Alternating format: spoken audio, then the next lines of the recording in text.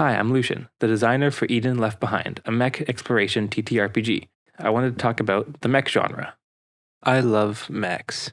I love Titans, Evas, Jaegers, Gundam, this series in particular.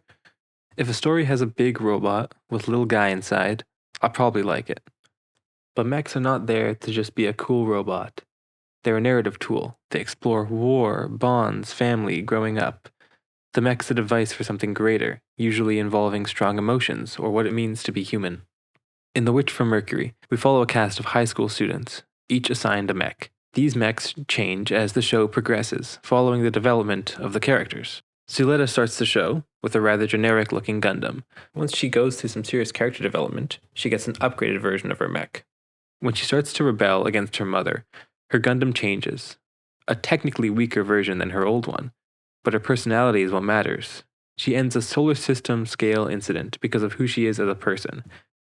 The Jaegers in Pacific Rim require 2 pilots to function. The movie centers around the 2 protagonists becoming closer as they share their pasts and bond over the tragedies kaiju have caused. The only way to fight back against adversity is to connect as humans. The pilots must literally share memories every time they want to face danger. They become closer and closer until they can be in perfect unison. It's fitting that the character who sacrifices himself in Pacific Rim is the only character that is all alone. Neon Genesis Evangelion centers a group of students yet again.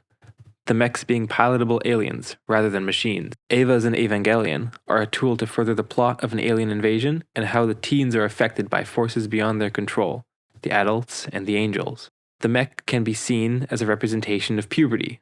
The children need to pilot larger bodies than they're used to, with much greater importance than they've ever had.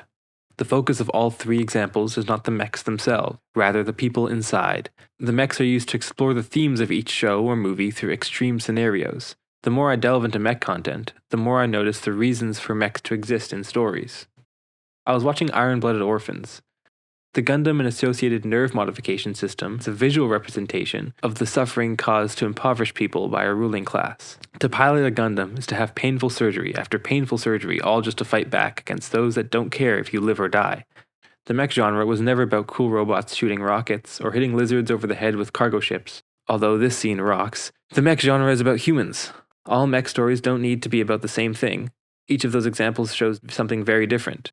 To put it another way, the story of King Arthur isn't about how cool the sword and the stone was and all the magical powers it had. It was about the virtues of a young man, how his purity as a person allowed him to become a great king. So how can we take that core, mechs as a narrative tool, to create something unique? How can we incorporate it into a tabletop role-playing game? Let's give ourselves 3 goals for a game, try to deliver each of them one by one. 1. Create a game where the pilot is the focus of the story. 2. Have the mechs represent something in the narrative. 3. Allow mechs to showcase the pilot, mirroring the character and their personality. Goal 1. Create a game where the pilot is the focus of the story. Okay, so we need a system that lets the humans shine, while still making the mechs interesting and giving a hook for players. We want a story about humans, but don't want to give serious plot armor because it might break immersion. All pilots are clones.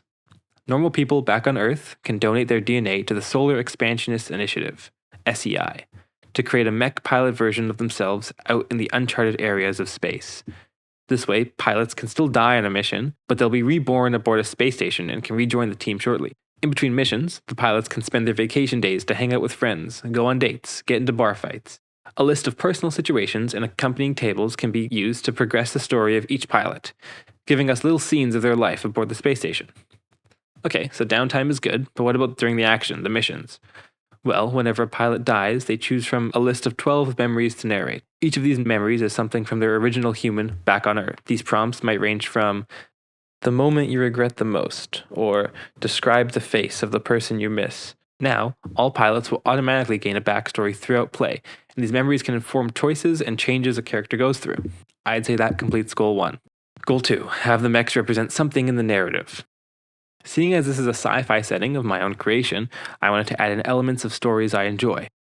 Core theme of Eden is the feeling of being homesick.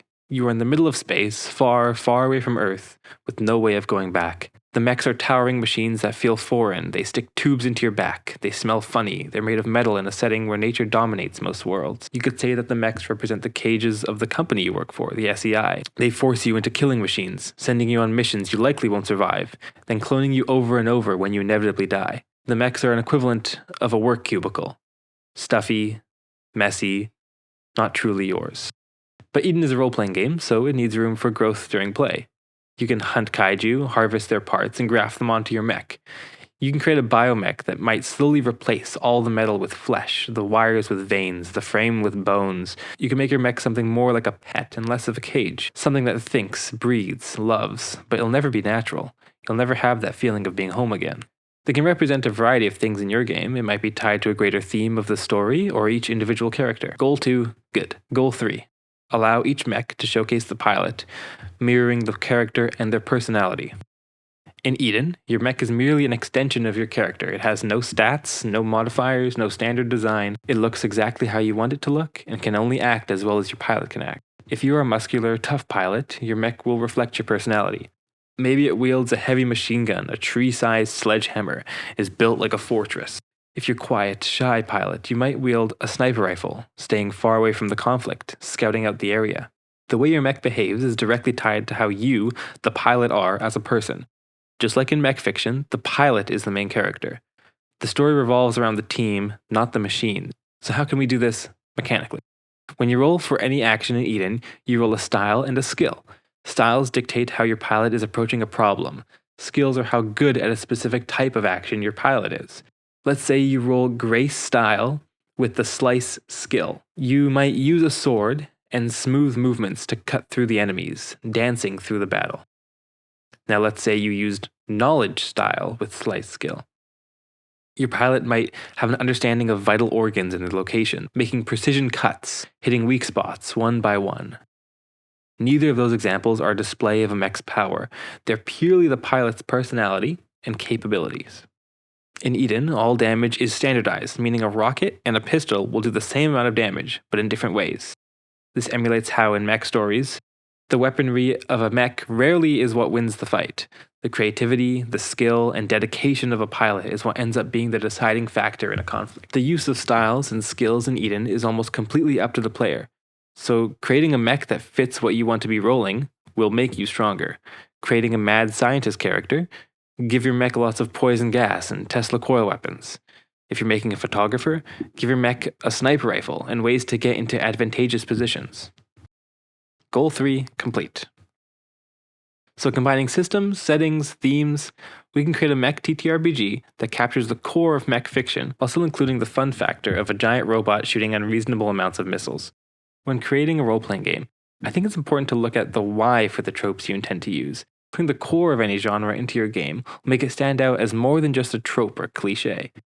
If you're making a role-playing game, tell me in the comments what genre you're creating and how you intend to put that core into your game. Or just tell me what your favorite mech media is, or give me thoughts on any points I made. I'll probably make a bunch more videos similar to this one, so if you enjoyed it, subscribe so you can see the next one. Thanks for watching.